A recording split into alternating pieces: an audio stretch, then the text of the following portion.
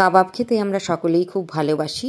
এই কাবাব আমরা কিন্তু সহজেই বাড়িতেই বানিয়ে নিতে পারি, আর স্বাদ কিন্তু হবে একদম রেস্টুরেন্টের মতোই।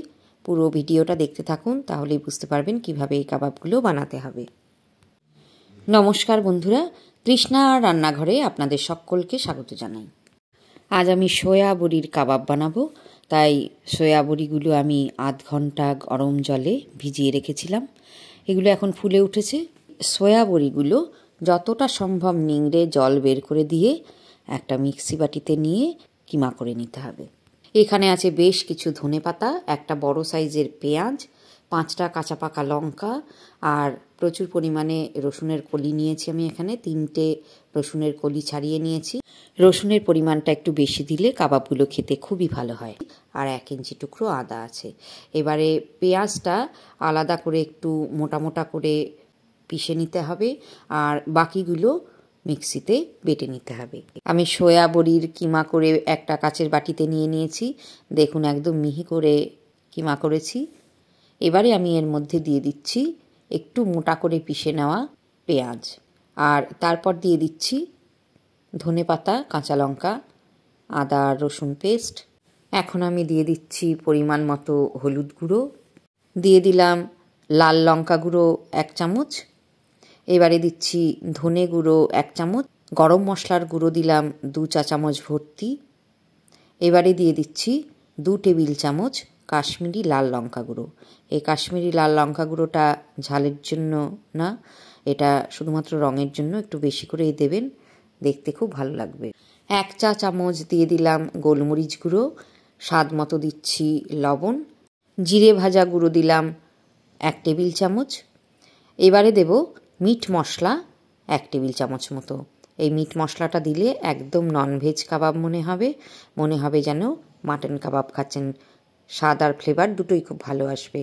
দিয়ে দিলাম 2 চা চামচ আমচুর পাউডার। এবারে বাইন্ডিংয়ের জন্য শুকনো খোলায় ভেজে নেওয়া বেসন দিচ্ছি 3 টেবিল চামচ মতো। এখন আমি হাত দিয়েই সমস্ত কিছু খুব ভালো করে মেখে নেব। এই মেখে নেওয়াটা খুব ভালো করে করতে হবে।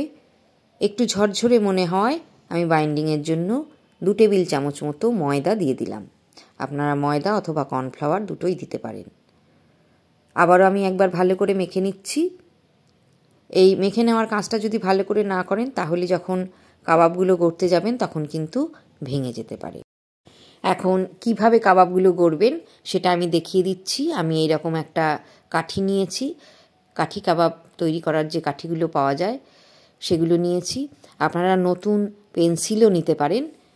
এবার খানিকটা নিয়ে একটু লম্বা করে গোল করে এইভাবে কাঠিটা মাঝখান দিয়ে ঢুকিয়ে দিতে হবে, আর হাতে করে চেপে চেপে এইভাবে কাঠির গায়ে লাগিয়ে নিতে হবে। এখন তালুর উপর রেখে অন্য হাত দিয়ে একটুখানি গড়িয়ে এরকম সিলিন্ডার শেপ দিতে হবে। শেপটা এসে গেলে নিচ থেকে কাঠিটা টেনে বার করে দিতে হবে। এখন আমি ফ্রাইং প্যানে গরম তেলের ওপর কাবাবটা দিয়ে দিলাম। একটা দিক লালচে হলে পরে আমি আস্তে করে একটা কাঁটা চামচ দিয়ে উল্টে দিলাম। দেখুন কত সুন্দর কালার এসেছে। তো অন্য দিকটাও ঘুরিয়ে ফিরিয়ে আমি ভেজে নেব। সুন্দর মুচমুচে হলে আর ব্রাউন কালার হয়ে গেলে তুলে নিতে হবে। আমি আরও একটা বানিয়ে দেখাচ্ছি। বেশ কিছুটা সয়া কিমার মিশ্রণ নিয়ে একটু লম্বাটে করুন প্রথমে, তারপরে কাঠিটা এইভাবে ঢুকিয়ে দিন, আর হাতে করে চেপে চেপে এইভাবে কাঠির গায়ে বসিয়ে দিতে থাকুন। খুব ইজি ব্যাপারটা, খুব মোটেই কঠিন কিছু না, দেখবেন সহজেই হয়ে যাবে। তো এইভাবে নিয়ে একবার হাতে এইভাবে গড়িয়ে নিলেই দেখবেন কাবাবের শেপ এসে গেছে। তো কাঠিটা একদম শেষে খুলে নিন, আর ফ্রাইং প্যানে গরম তেলের ওপর দিয়ে সঙ্গে সঙ্গে ভেজে নিন। এবারে আমি 2টো কাবাব একসঙ্গে দিয়ে দিয়েছি। কাঁটা চামচ দিয়ে আস্তে করে উল্টে দিলাম। দ্বিতীয়টাও আমি উল্টে দিচ্ছি। লো টু মিডিয়ামে রেখে ভাজাটা করবেন, তাহলে ভেতর পর্যন্ত ভালো করে ভাজা হয়ে যাবে।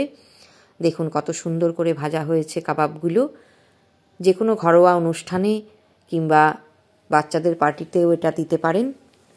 ভিডিওটা যদি ইউটিউবে দেখে থাকেন আর যদি নতুন বন্ধু হন তাহলে প্লিজ সাবস্ক্রাইব করে নেবেন।